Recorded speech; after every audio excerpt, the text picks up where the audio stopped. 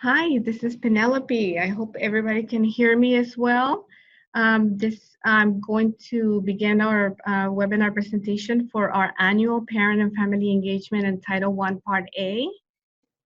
All right, so today's targets, we're gonna go over key parent and family engagement requirements in Title I. We'll also answer questions throughout the webinar.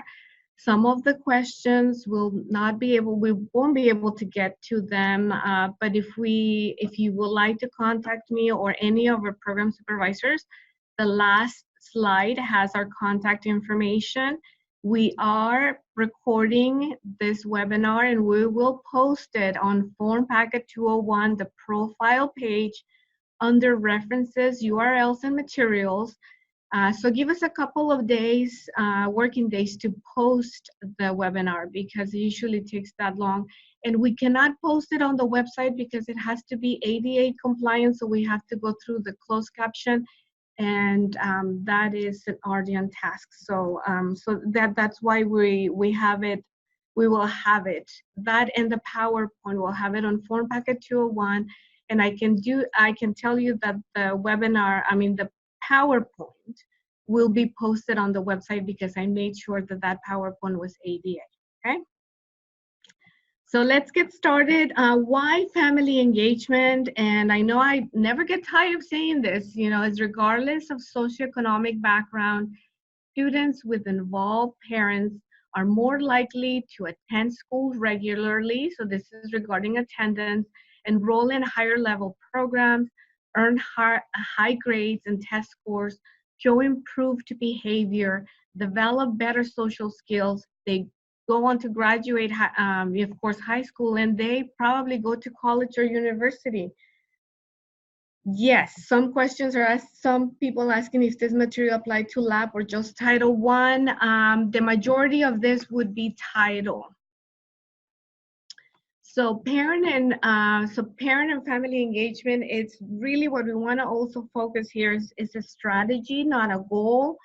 So how you get your strategy going when it comes to parent and family engagement. So I providing you here with some tips, look at your data.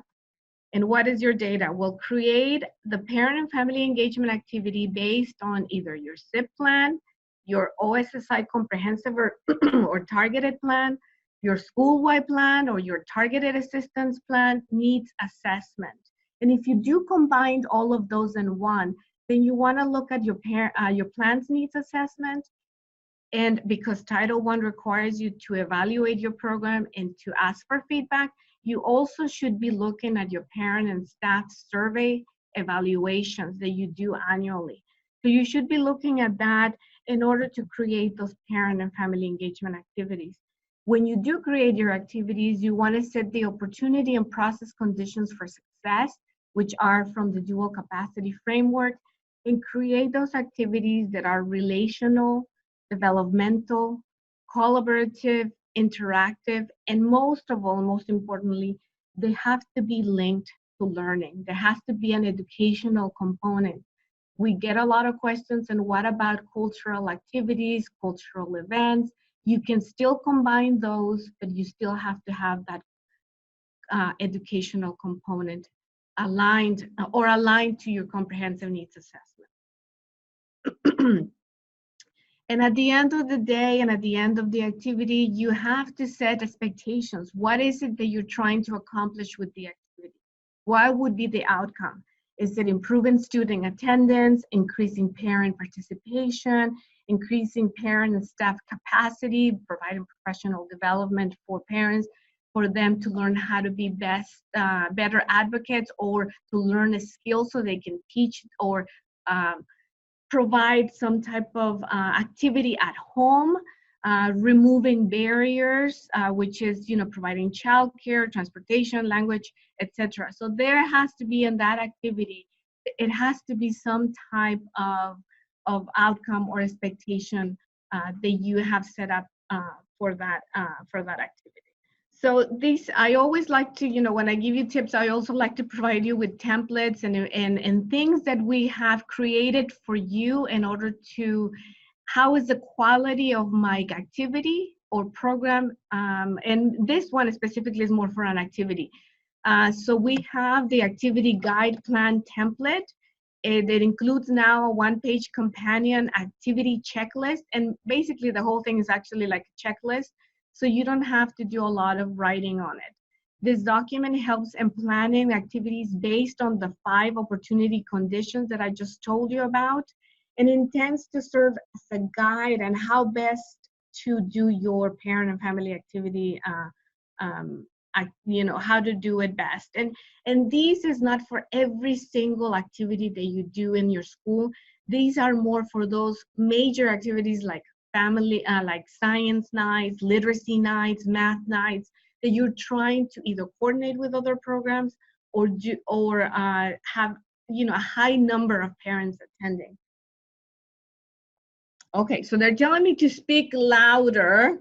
I hope that you guys can hear. I thought I was speaking louder, but let's see. So identifying, this is another template that we have created for those LEAs that that need, sometimes they get principals calling to the administrative office and say, hey, can you tell me if this activity is allowable? Can you tell me if I'm requesting funding and I need to know if what I'm planning to do, it's allowable.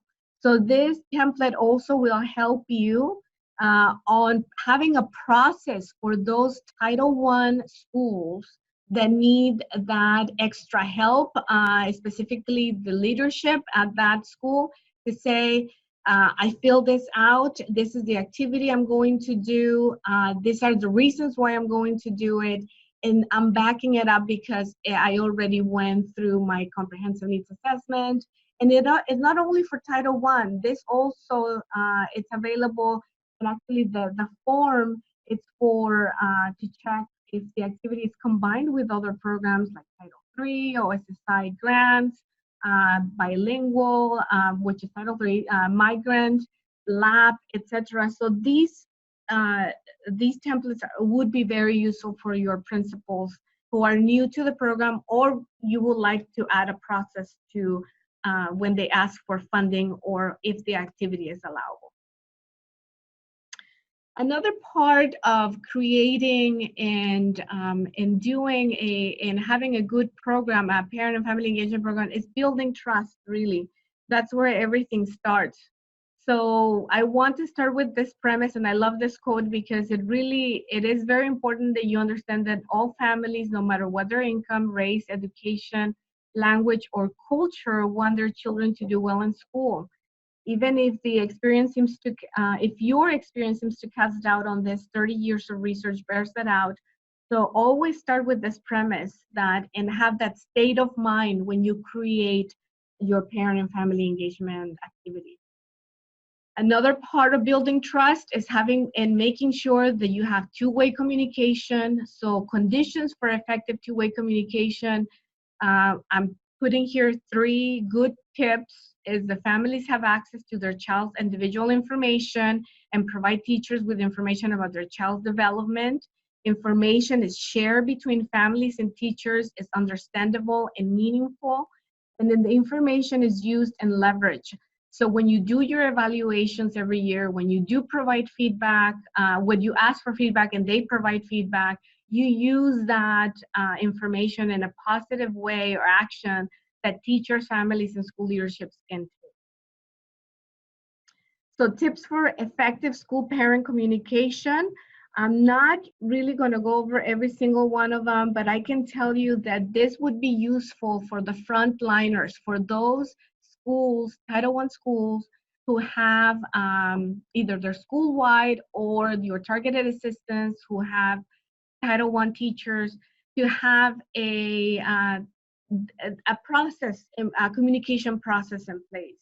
And one of them is discuss contact methods with each parent at the beginning of the school year. Use their preference to create personal and classroom parent communication plans.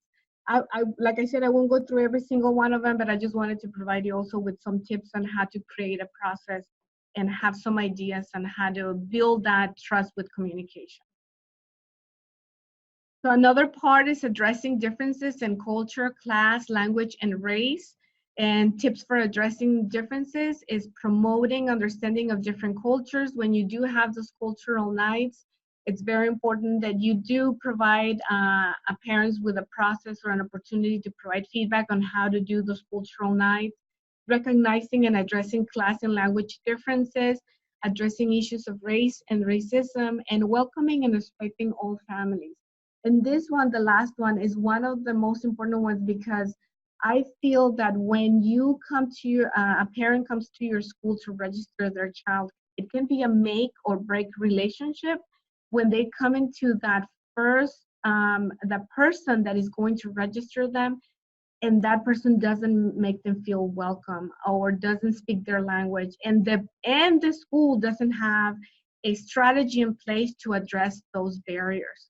So it's very important that Title I schools, or any school in general really, has a communication strategy in place and professional development on how to address parents for those first responders, which are the registration and the front desk people. So there's also some demographic considerations in Washington. I won't go through each one of them, but those are things that you have to consider when parent and family engagement plans are being created, or your policies. So what is it that you're looking at within your within your LEA in your school? So now we're going to dive in more into really the law and what it says, and basically one of the first one is the accessibility provisions for Title I, which is communications in general, English learners, parents who don't speak English really well or don't speak English at all, and parents with disabilities. So for now, for school-wide, everything it's it's combined. You have all your funding in there, your basic eds, your Title I and other funding perhaps. So this one, so basic education has obligations to fulfill for interpretation and translation services. So all parents have the right for general information about the school, that regardless if you have Title I or not, they need to know that information. Parents need to know that information. So that is the obligation of basic ed.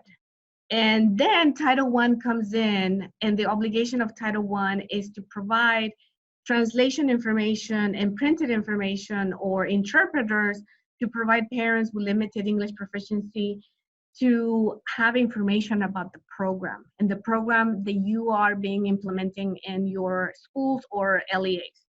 So that is when we see in a school-wide that there is a parent and family liaison that is also bilingual, or that you have a specific, like those larger districts, they do have interpreters and translators already housed at their districts, that these types of duties are paid out of multiple funding.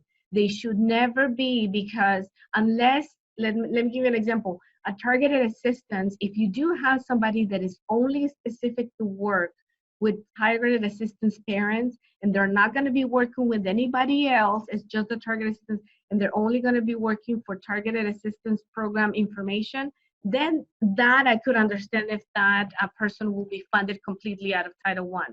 But because there is basic education obligations on interpretation and translation, we usually see this type of duties being multi-funded. We never see them one funding, which is title.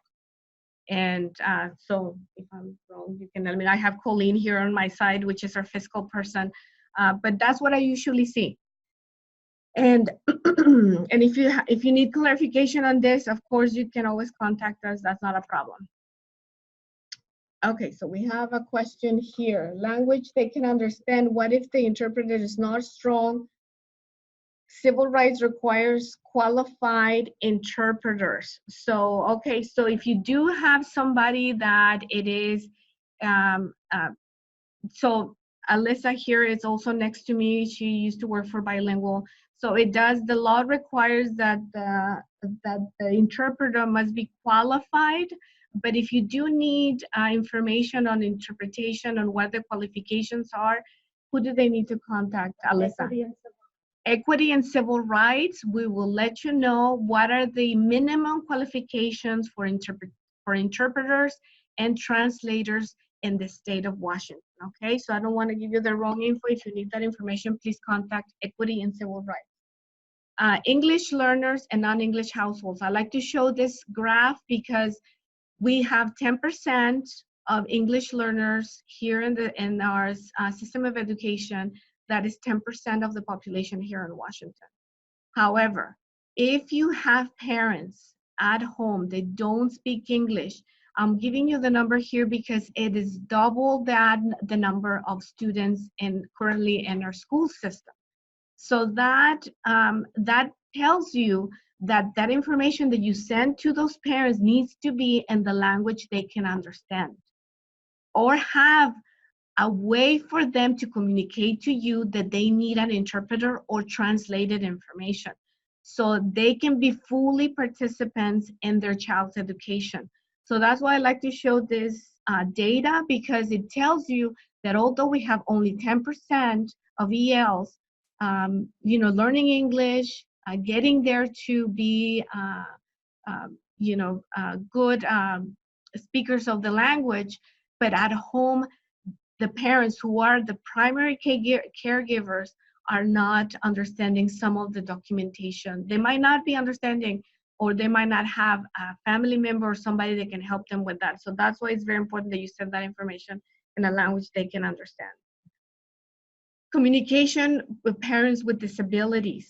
You have to make sure the law says it very clearly, have proper supports and services when needed to give a parent with a disability an equal opportunity to participate. And I have an asterisk on honor their choice of communication, because I want to make sure that you understand also that you do have some flexibility on the while honoring their choice. LEAs or schools, unless the LEA or school can demonstrate that another effective means of communication exists, or that the use of that means chosen by the parent will result in a fundamental alteration of the service, program, or activity, or an undue financial and administrative burden. So then you can actually have some flexibility on having a communication with the parent on how to best address their needs. Again, I recommend that you speak to special ed also if you are not sure how to move forward with the parent with disability, and how to best honor their choice of communication. Special ed here at OSPI can give you some tips, some guidance on how to better address those parents with a disability. Okay, there is a question here. How should schools identify and engage military veterans connected families? Okay, so Alyssa put the student support link on the Q&A. So if you need information on that, that would be something that she already provided you with that information. So additional compliance, best practices, and resources. As I'm moving through the PowerPoint, I wanted to point out that everything that most of the information, I'm going to have a link on the bottom left where you can find that information that I'm providing you on the slide. Everything is on our website and resources. So we have what's new and key components. So as I move along to the PowerPoint, you will see some of these links there. Technical assistance and coordination. You, as an LEA, you have the responsibility, you're a recipient of Title I funds, you have a responsibility to make sure that those participating schools are implementing parent and family engagement components. That is a responsibility of the LEA. So coordination, technical assistance, guidance to assist those participating schools. At the school level, the school level wants to make sure that the leadership has a that they are responsible ultimately to involve staff in compliance implementation and to include the staff and parents in the solutions that improve and strengthen family engagement. So there's two roles here, the LEA, making sure that the schools participate, implement Title I components, and the school providing, being the the frontliners and implementing and making sure those parents participate, and the staff of course participates as well. Notification requirements. The notification requirements, we have a link here of parent notifications. This checklist is not complete, but it does give you key notification information. So let me click on this and show you what it has. Okay, so let's see. I hope everybody can see it. Oh, LEA, it's a local educational agency, which in federal terms is it's a district, a charter school, or a recipient of Title I funds. So that's why, now we have charter schools here in Washington. So now we are using local educational agency and not just school district. So the Title I parent notification requirements list is here. It tells you what the LEA is responsible for, what the school is responsible for. It gives you links to documents and templates. What are the key things that you have to notify parents? All of these things are here in our on this list. And so there is the parent notification requirements for LEAs and schools. You will want to go through that list and make sure, because this is the beginning of the school year, that you do start doing those notifications and sending out information about Title I information. And I have another resource for you, Title I Part A Guide. The Title I Guide has year at a glance for several aspects of Title I, and one of them is the parent and family engagement. So I'm providing you with an example of what, a lot of the times it's like, oh, what am I supposed to do in September or October? And these are suggestions. This is what usually districts have told us that they do during the time of the year. So that's why I put those things there. So basically, download it, use it, give it to your principals and say, these are the things that need to be put out. But ultimately the LEA, the district, the charter school is responsible to make sure that those things get done. So there is an update on the timely notice of limited state certification and licensure. Last year, we had 3 types of certificates that were that would trigger a letter home after the child had been taught for 4 consecutive weeks by a teacher who has not met applicable state certifications or licensure requirements at the grade level and subject area in which the teacher has been assigned. So we used to have substitute certificate, emergency substitute certificate, or interim substitute teacher certificate. Now it's only 2. It's only emergency substitute certificate or intern substitute teacher certificate. Those are the only 2 certificates that will trigger a letter home. But then after the child has been taught for 4 consecutive weeks. So look at the type of certificate and that will trigger a letter home, okay? And there are only those 2 now. So when it comes to the policy for the LEA or the plan, which is for the school, the LEA policy has to be board approved. That is required. The LEAs can use WASDA membership. Usually who have that WASDA membership, they usually use 4130, which was updated in February of 2018.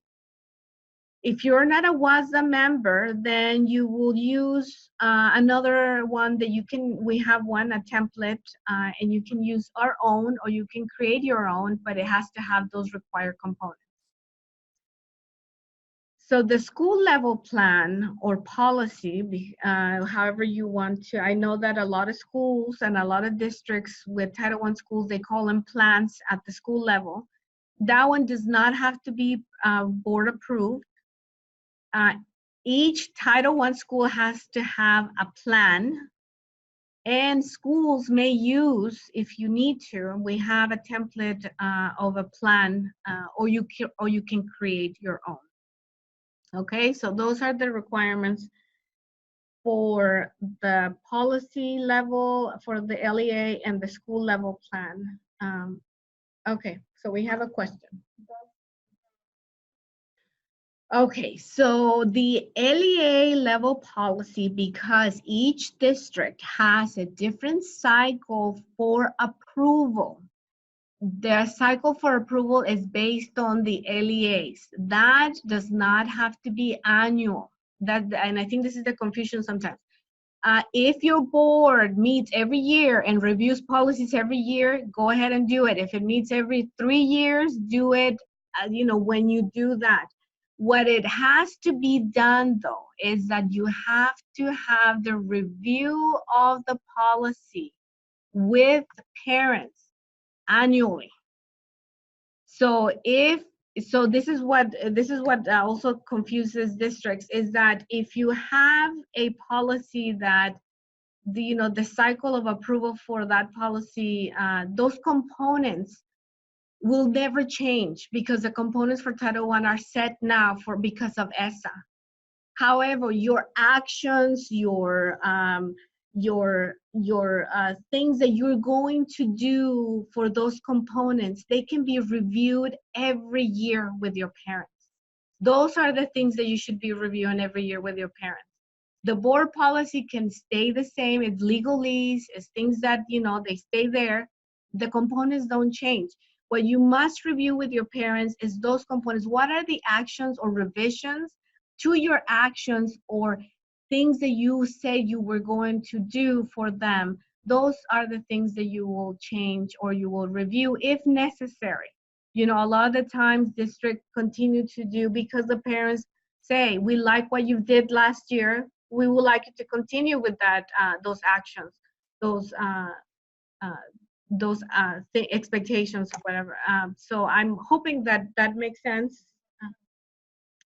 The district school policy, like I said, needs to be reviewed every year with parents. That's what I'm suggesting, that your legalese, the one that is approved by the board, you leave it as is, but then you do have the one with your community relations, your a separate one that you review with your parents yearly, because that's what the law says. You need to review and evaluate your program every year. Oh, actually, thank you. I'm moving on to that section. So, okay, so this is going to answer a few of your questions now. So the LEA policy and the school plan, you must create a process. So you create a process to review the policy annually with parents and families. You partner with families to agree on your actions and roles, include these in your policy, provide opportunities for families to share their concerns, ideas, and opinions, and if applicable, use the feedback to revise your policy. So like I said, there are some districts who have had policies that they haven't changed in a couple of years because they feel that the parents provided good feedback and they said, we like what you did last year, so we will continue with the same actions and roles. Adopt, after you have completed all of this, you have your process in place, you review it annually, you partner with parents, you provide opportunities for them to provide feedback, and if you do have feedback, you revise your policy. Adopt a policy or plan. Share and disseminate that information to your to your parents. The LEA policy needs to be disseminated only to those parents in participating schools. The school plan, if you're in a school-wide, disseminate to all parents and families. But if you're in a targeted assistance program, disseminate only to participating parents and families. Is the school level plan the same as the Title I school improvement plan? No, they're two different things. So when you go, and actually I can show you now. So I hope you can see this. This is on our website. We have the LEA role and we have the school role, okay? So this document, it's on both sides. In this document, will tell you exactly what the LEA parent and family engagement policy must have and what the school parent family engagement plan must have. The school improvement plan, that is something, it's very different. That is something that the state of Washington requires to do for your LEA, and the parent and family engagement policy or plan for the school, that's a totally different thing. Oh, what an effective way to have parents give input. Actually, I'm going to go through that for that section. So I'll answer these questions for that. Can the review happen via survey? It can. It shouldn't be the only way, but it can. Okay, so they're asking if the review of the district level policy is done annually. So then the schools are in compliance. No, they're two different things. LEAs have to have a separate review. This is a district level policy. You must review it annually. And your schools at the school level have to review it annually too. So there are two different things.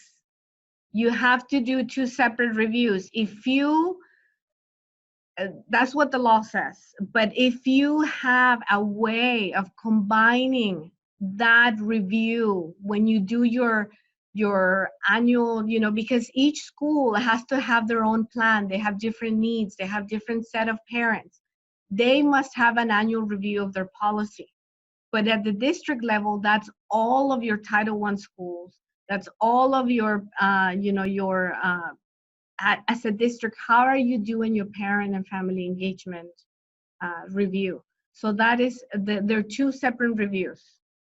So ways to disseminate, this is also that comes up constantly is, you can do handout, and this is for the policy, for both policies. So, so ways to disseminate, it's the handout, newsletter, handbook, and an optional, you can do a bulletin board, poster size, or the website. If you decide, or this is usually what we get in trouble, or actually districts get in trouble and schools get in trouble, is that they say, well, we only have it on, we have it at the website, we link it there, we send an email to parents that it's there. Not all parents have access to the internet. Some parents only use their phones as a way of getting information online. So you have to be mindful of that. There has to be a non-digital format available. If you think that the website is the only way to do it, that is not compliant. So you need to have an additional non-digital format to disseminate the information to parents. Both have to be disseminated. The LEA policy, like it says here, is disseminated to parents in participating schools. That's district level policy. And at the school level, if you're a school-wide, you disseminate to all parents. Or if you're a targeted school, or you have only targeted schools, you disseminate only to participating parents and their families. So another piece of dissemination is the OSPI citizens complaint procedures. These procedures, I won't go into much detail there. The citizens complaint for federal programs, which includes Title I. So this information needs to be disseminated to parents on a yearly basis, and should be available to any new registered students that come in throughout the year. So this one is also part of that list that I showed you of the communication notification list. So now I'm going to go over the one of the school requirements, which is the annual meeting. This is at the school level. The schools have to have an annual meeting to let parents know about their Title I Part A program. They must invite parents who receive Title I services, hold that meeting at least once a year, during which parents have to learn about programs and services at their schools, the Title I program services, requirements that govern the federal program, and parents' right to be informed. So that's why we have on our website, a meeting announcement in different languages. We have an agenda that you can use as well, who has an RSVP section. And we have a PowerPoint presentation that you can use for that meeting. I know a lot of you don't do a separate meeting. You do a combination, which is an open house or at teacher-parent conferences, and you do an informational night because that's when you get most of it or all of your parents. So that's perfectly fine. If you find a better way of communicating this information to parents without having to create a separate meeting, you are allowed to do that, but it has to be meaningful. So that means that invitation is to go out to all parents if you're school-wide, and if you're targeted assistance and you're combining it within your either your open house or your teacher-parent conferences, that you basically have a process in place to notify these specific parents for target assistance that these of these things, your parents' right to know what the program is about, and other benefits of the program. There's a question that says, what documentation is necessary to indicate that the school level plan has been reviewed at the school site each year? And we will go over that on our CPR section. So and that would be something that I can help you with as well. Okay, so can they use the PTO meetings to disseminate the information? If the PTO meetings is an invitation to all parents, and it's at the beginning of the year, not in the, because this information needs to go out at the beginning of the year to let them know that these programs are available and that their child is part of the program and what are the benefits, etc. Yes, if the PTO, it's been, if you found that the PTO meetings are well attended, it's, it's a good representation of the population of your school, yes. But if it's not, I would not use the PTO. Oh, this is a great question. Can the LEA policy be basically a summarized to be disseminated as a handout, or could it be something, a shorter version, or they asking if it should be the legalese? I suggest that and actually I have some very good examples from CPR. So if you need if you needed an example. I've seen newsletters where they basically, what they do is they summarize, yes, they put what are the actions for each of the components. This is what we say, we agreed with parents for component 1, for component 2, so they make it more parent friendly, and they basically have it not only the policy component summary, but they have all their information about the district, about the school, and actually I have to give I have a very good example of that. So if you need an example, I can show you that. It does not have to be legalese. please make them more parent friendly. You're welcome to do that.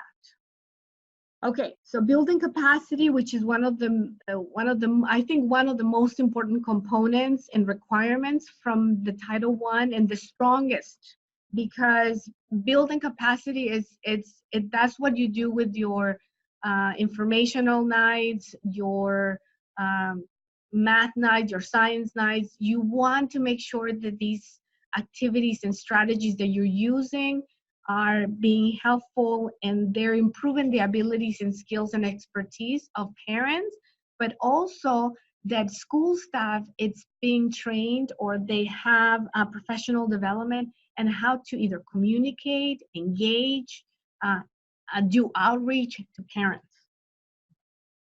And these are the requirements to build capacity that you should be doing at your districts, and some of them at your schools. So provide trainings, and this is when the LEAs need to make sure that these things get done, okay? The LEAs, which are the primary responsible recipients for the funding, so there should be checking that these things get done. Provide trainings on how to monitor a child's progress and how to work with educators. Assist parents in understanding the challenging state academic standards. Provide professional development to teachers, specialized instructional personnel, and other staff. Coordinate and integrate your parent and family engagement activities with other federal programs. Provide materials and trainings to help parents to work with their children, such as literacy trainings. This is where we're talking about training nights. And of course, provide information in a language and a format the parent can understand, so they can be full participants in their child's education. Here are some examples. Lower to higher impact parent and family engagement. I'm not saying that the lower impact that you shouldn't be doing that. All I'm saying is that I want you to do more of the red, to create more strategies of the red while you have some blue. Because I feel that the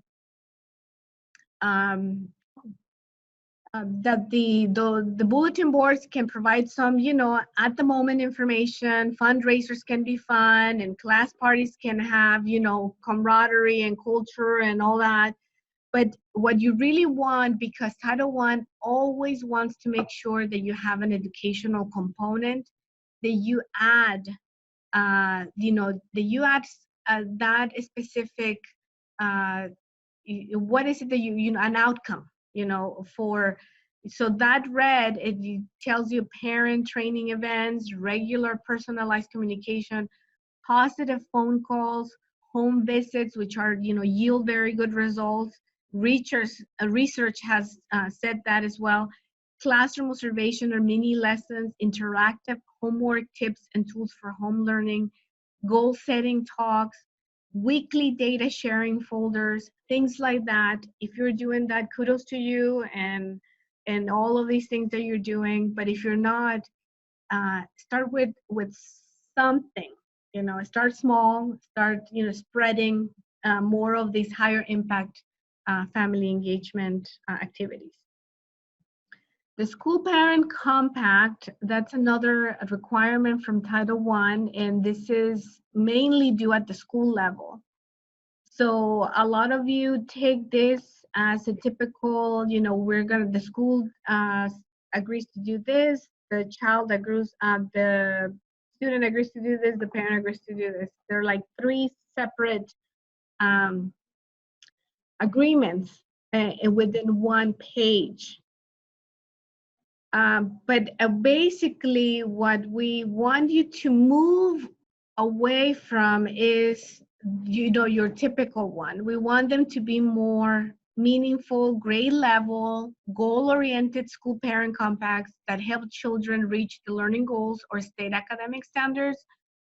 There's nothing wrong with having your typical, but I understand that some of you still have those.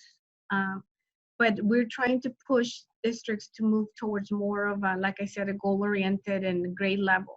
And I have some examples of those that districts have provided to me, and they've gone through this toolkit that I have here the dust off your old school parent compact, your new tool for linking family engagement to student learning.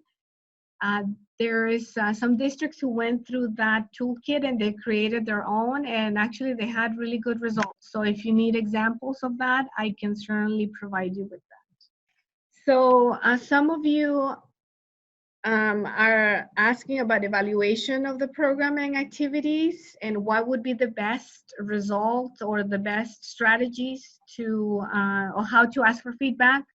You have to do an evaluation of your program, and this is also for the schools as well, of the content and the effectiveness of the policy and program.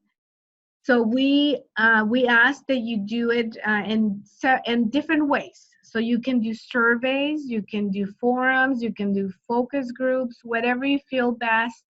I know that surveys sometimes for districts are sufficient, and they're the only way sometimes that they can get feedback from their parents. So if you do have those, that is fine.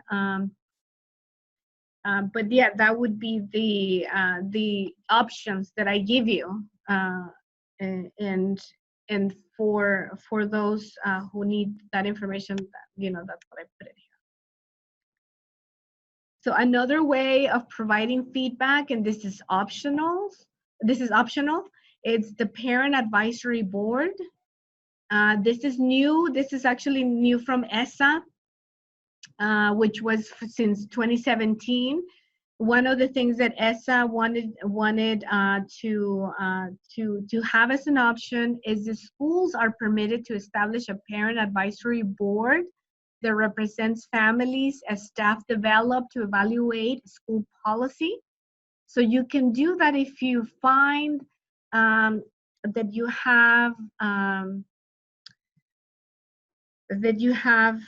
that opportunity. And actually on the note section, I provide you with, on the note section, I hope you can see this, some information that there is several districts who are Title I, they have migrant students.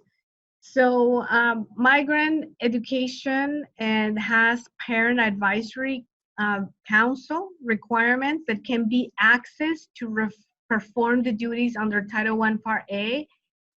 We highly recommend that if you do decide to do that for those districts who have migrant parent advisory councils, is that you add additional members representative of the makeup of the school. Use the PAC manual as a guide to formalize your parent advisory board. So if you decide to do that. Another option for those districts who have that opportunity to do natural leaders, this is a program serving multicultural bridges between students, families, and communities in schools. The organization that runs the program is the Washington Alliance for Better Schools. They do have natural, and I know several of the King County school districts have natural leaders programs in their school districts. Also, the Washington State Family and Community Engagement Trust and the Everett Community College have the Parent Leadership Training Institute. So those are some of the options that you can use if you're on this side of the state. For the other side of the state, like I said, if for those migrant districts have migrant funds, they can, actually, let me just rephrase, migrant program, they can use the PAC, and like I said, just look at the notes, and that would be another option. Okay, so it says, I have a question here. It says, do schools have to disclose their building allocation at parent meetings or the district allocation? You can if you want to. Let me give you an example. For example, Title, and I'll go over this as well. Title I districts who have 500,000 and above allocation, they need to ask for feedback on how to spend those funds, the 1% that needs to go to parent and family engagement. So in that case, I would say, yes, this is how much, I mean, you guys are not required though, but I mean, if it's a best practice for the district, I would say it is okay, but it's not required, okay? But it is subject to public disclosure. So all of that information, regardless if you want to show it to the parents or not, they can request it if they want to, because it is subject to public disclosure. Okay, so how can the PT access the results of the school surveys? That is actually something that you're gonna have to check with your processes in place at the school, and how those surveys and contact the leadership at the school. I'm not sure, because I'm not sure how that works. Yes, so that's school specific. Okay, so now we go to the Title I Part A funding. The LEAs and schools, and this is regardless of amount of allocations, LEAs must fulfill and implement parent and family engagement requirements. If your Title I allocation was $10,000 or $5 million, you still have to fulfill the same requirements. So that's basically what it's telling you here. This one I won't go over, because these districts already know who they are, and that is part of the application, the 201, the 1% set aside. So we won't go too much into that. That has to be done, and that's how the application, it's part of the application and must be approved. What I will go over is the request that parent input for how to spend the parent and family engagement funds. So that input has to be done, has to be requested annually. LEAs with 500,000 or more allocation must involve parents and families in the decisions on how the 1% will be used for parent and family engagement activities. So I provide you with an example or a sample survey from the department, the Georgia Department of Education, on how to disseminate and how to ask for feedback as well. So I think it's very important that these districts already know, because like I said, it's part of the application. We cannot approve the application unless they do, they set aside that 1%, etc. But they do have requirements to use that for parent and family engagement activities only, and track how participating schools use their allocation for parent and family engagement activities. And as part of the application, you certified and you basically assure us that you're going to do that. So another requirement for those districts who have 500,000 or more is to carry out at least one of the following, which you provide that information on your end of year report and also on the form packet 201. And this is the one that gets, you know, that it's just a lot of questions on this. What are the allowable costs, and how do we know when a parent and family engagement activity is allowed? We want you to make sure to take advantage of that parent and family engagement funding. You know, and you can provide, and we actually, because I'm part of the state leaders group from different states that have parent and family engagement Title I, and they tell me that a lot of them, we are very lucky that we do provide, several states don't allow parent and family engagement funds to be spent on food, but we do, but we do because we want to make sure that it's a way to remove a barrier for parent participation. But we want you to make sure that that activity, that strategy that you're using, that it is linked to an educational component. So education and training, participation for parents in related meetings for the program, inclusion, because we want to make sure that everyone is included, and we want to remove, like I said, those barriers for greater participation, because we want to make sure that those families attend intentional activities that are linked to achievement goals and help build their intellectual, social, and human capital. So I'm going to click on the allowable costs. And this is a very useful website page where you will see not only what are the things that you should be asking when they, if you want to use, of course, that template that are allowable, that allowable cost template, you can, but you can also ask questions before approving Title I expenditures, specifically also for parent and family engagement.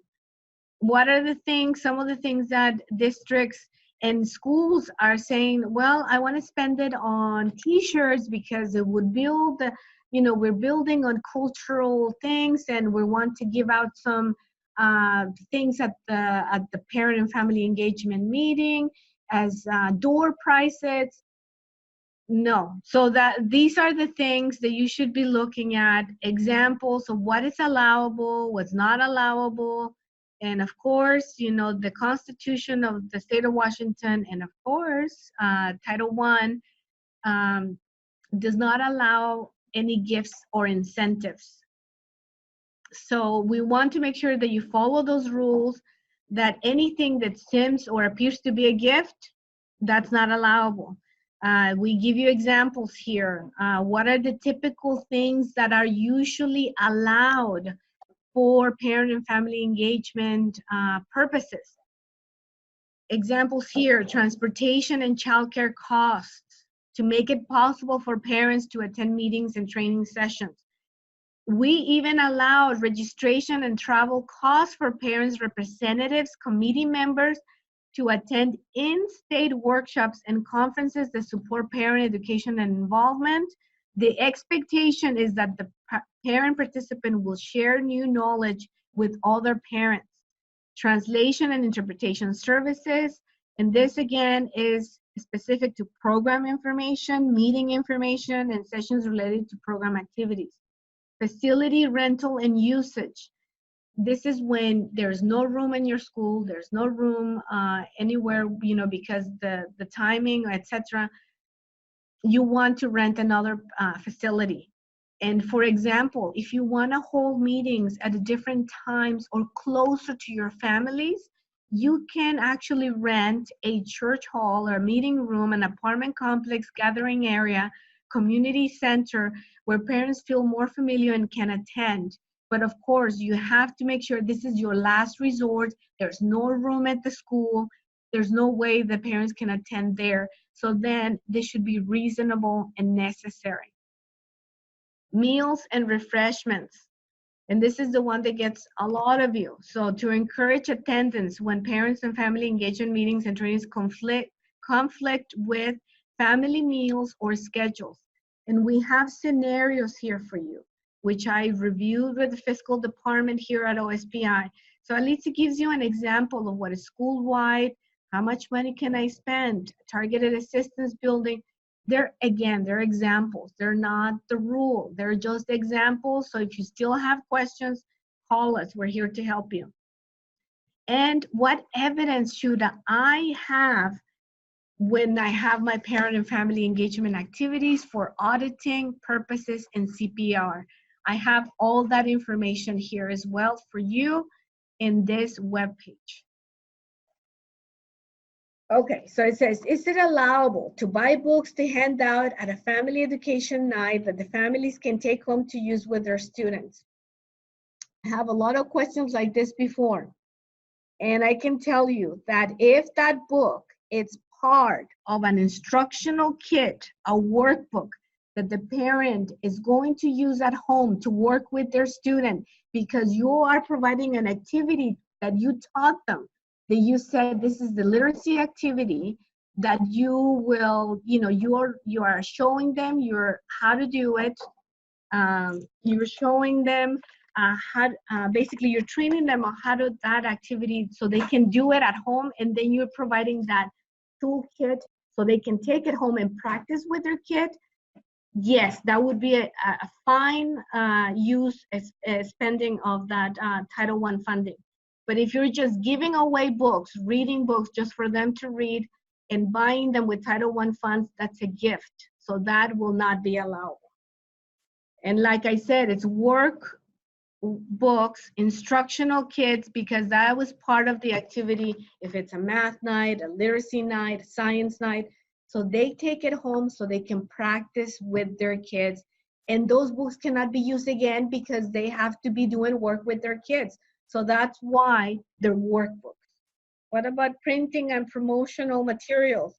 Yes, you're allowed to use some Title I funding for program information. Wouldn't that be, Colleen, as part of the, if I'm not mistaken, wouldn't that be part of the indirects? I believe for Title I that, that indirects are usually printing costs. Oh, okay. Well, if this one in particular, what about printing and promotional materials? Give me a call and then to let me know exactly what you're talking about here, because if it's Title I related, it's part of the information that you're going to provide at the, like I said, their instructional materials, their materials included as part of the parent and family engagement activity. I say promotional, I don't know what you mean about promotional materials. I'm not really sure about that. Can you change extra pay?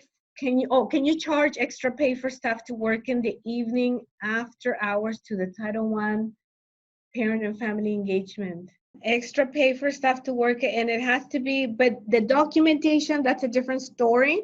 So let us, if the person who is asking this question, give us a call and we will and it's my understanding that you can, because we also pay for parent and family engagement activities for childcare, for and the childcare might be done by an instructional or a para. Sometimes you guys hire paras to do the childcare while the parent and family engagement activity is happening, so, or school staff.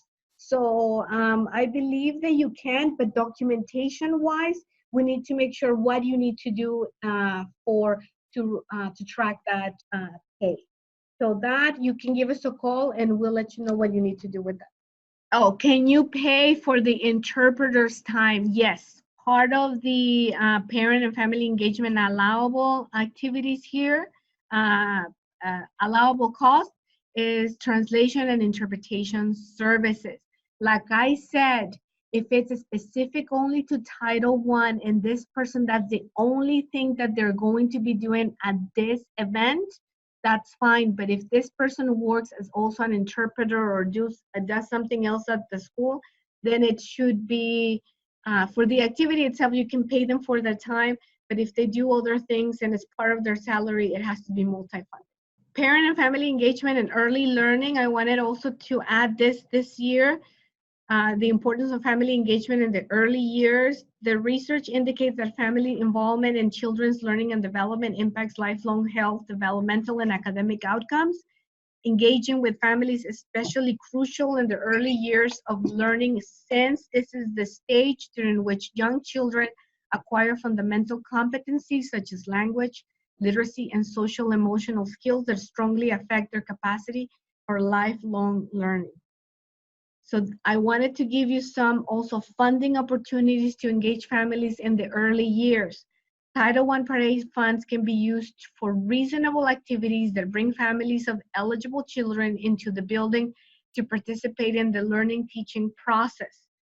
Funds can be used to train family members in early learning teaching techniques and to support the transition process. Transportation, but this is with a caveat, of parents to attend these training meetings as long as these are parents of eligible children and the training includes an educational component, such as techniques for reading with children, home math activities, etc. So the availability of other sources should be considered before Title I Part A funds are used for transportation, okay? Provide professional development for school personnel, including early childhood educators, regarding parent and family engagement strategies. In this case, if you have Title I funds and Title II funds, you can combine both of those to provide professional development for school personnel. Private childcare and preschool providers can participate in that professional development if the children they serve will attend kindergarten at a targeted assistance building and are identified as most at risk, or will attend kindergarten at a school-wide building when they reach that age. Oh, it says, can a PTO fund items, this is another question not related to this, can a PTO and PTA fund items that are not Title I allowable, like door prices? Of course, we always suggest to get donations and funding from other sources for gifts. Usually there's some people, some districts who have really good relationships with business partners, with community members. They donate a ton of things to them. So if you do have that type of relationship, please do use your community partners to donate, and also your PTO and PTAs for donations. And I provide you with the West Valley Yakima Home Visitor Program for early learning. And this is how they use some of their Title I funding for parent and family engagement activities. Parent and family engagement and CPR monitoring. So for this year, we have 8 items, and we have them all online now.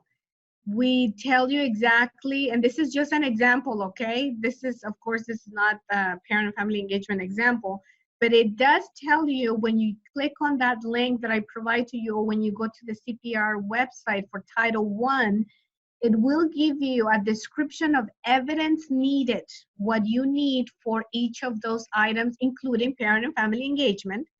And it will also give you resources, tools, and templates on how to fulfill that evidence. And it will give you examples of compliant items that we have approved before. So that is a very good resource for you. And those people, those LEAs or schools or staff that were asking before, what is the evidence that I need to have in order to be compliant with Title I for the policy, for the both policies, for any parent and family engagement item? This is your place. This is where you go and look for that information. So we have some questions. Determining Title I eligibility for this type of programs for pre-K, for preschool, and a targeted assistance. So that's a very good question. I'm not sure. So what I'm going to do is whoever has that question, I will get back to you, and then we'll answer that. I'm not really sure. Okay, so we're getting close. We're, because we're ending our presentation, so we have resources for you. We have a guide, tools, and how to, to build effective parent and family engagement program. We have infographics in different languages, poster size. We have letter size, handout size in black and white. We have what is Title I, Part A, parents' rights to be informed in different languages, and much, much more in this specific website, web page, actually.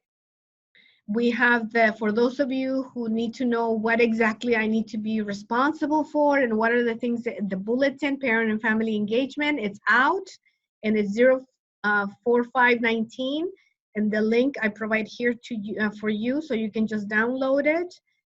We have also an updated version coming soon of the Unlocking Federal and State Program Funds, but in the meantime, you can use the Parent and Family Engagement section and how to combine and do coordination and braiding funding for parent and family engagement activities, pages 47 to 58. And we also have Share Your Story. So this is where other districts and schools provide you with parent and family engagement activities that they have done and have been successful. And I'm looking always for new people and new activities and new strategies. So please send them my way. I'm always looking for those so I can share them with the rest of the state of Washington. Other resources for families, it's from OSPI, the Bilingual Department, Parent and Family Guardian Notifications, the Migrant Education, the Lab Menu Best Practices, Special Education, Guidance for Families, Consolidated Program Review, which I already showed you. And this is the most important. If you are a new member of Title I family, of the Title I family, you are new to the Title I program, please register for government delivery, because that's how you get information from us now in any items here at OSBI. So register for government delivery right here on this. When you go to the webpage, there's that envelope icon. Register for Title I, for the Learning Assistance Program, for Parent and Family Engagement, for ESSA, for CPR, other programs at OSPI, anything that you would like to receive, please register. Any questions and technical assistance? Oh, that's a good question. What pieces of information must be mailed or handed out to families instead of email?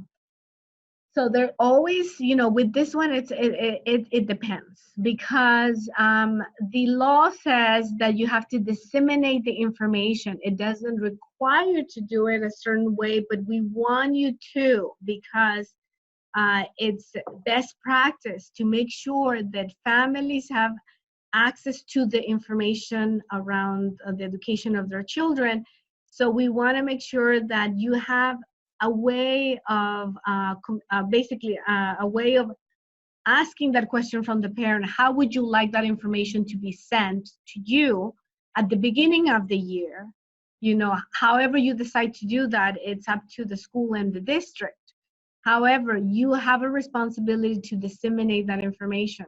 So when the parent tells you, I would rather have it in an email, then yes, there are certain things that you can send in an email.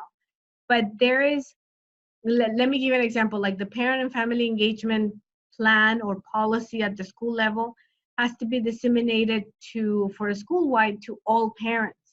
So if you know that you have all of the emails for all of, and you can assure and certify the yes, well, I'm not certified. You can assure and make sure that those are all of the emails of your families. You can email that parent and family engagement, but we don't suggest that would be the only way of communication. You always have to have another form, non-digital format for those parents who do not have access to email, do not have a computer, do not have access to internet. So that's why we want to make sure that you have multiple ways of providing or disseminating information. Yeah, I would say, are there certain letters or information that needs to be mailed home?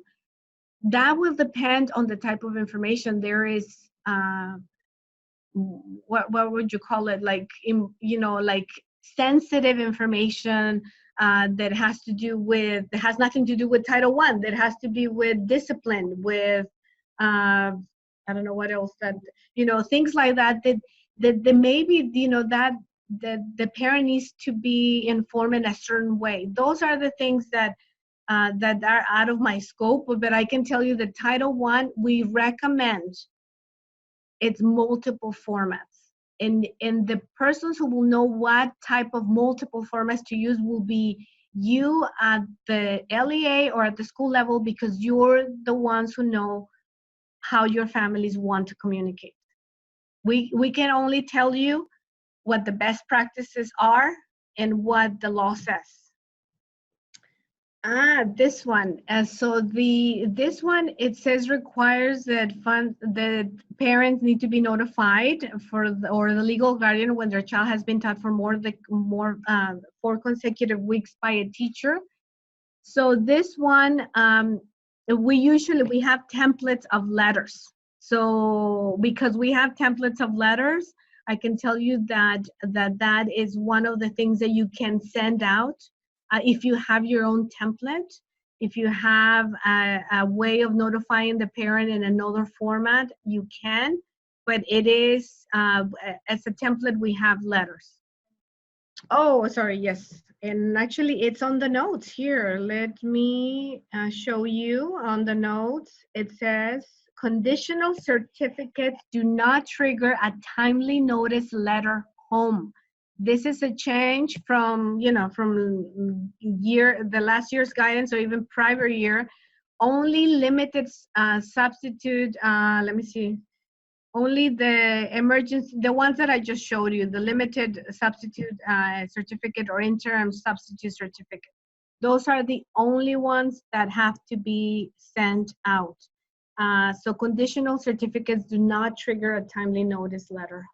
I hope that you have some good resources, good, uh, our information is here. Give us a call. Always, we're here to help. And if we don't know the answer, we're get together and we try to figure out how to best provide you with information and guidance. So thank you very much for your time. And okay, so the PowerPoint, I will post it on the website. The PowerPoint, it's ADA compliant, so that one can be, like I said here on my second, the PowerPoint would be on the website because it's ADA compliant, but the recording will be posted on the Form Packet 201 under references, URLs, and materials. And I will add the PowerPoint in there too, just so you don't have to look in both places. If you're just in one, if you're already on Form Packet 201, I'll just post both of them there. But I will also post the PowerPoint, just the PowerPoint, to the website, okay? So both places you will have some information. Oh, yes, let me show you on the website where we have, okay, so policy and funding grants. And of course, I'm going the long way. You can always put parent PFE on the search box.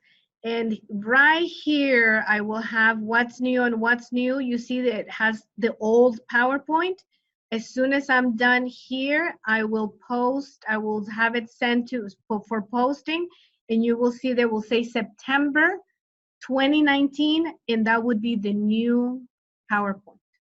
Okay, and this is where it will be posted. Yep. Okay, thank you very much, everyone. Have a good day, and thank you for listening.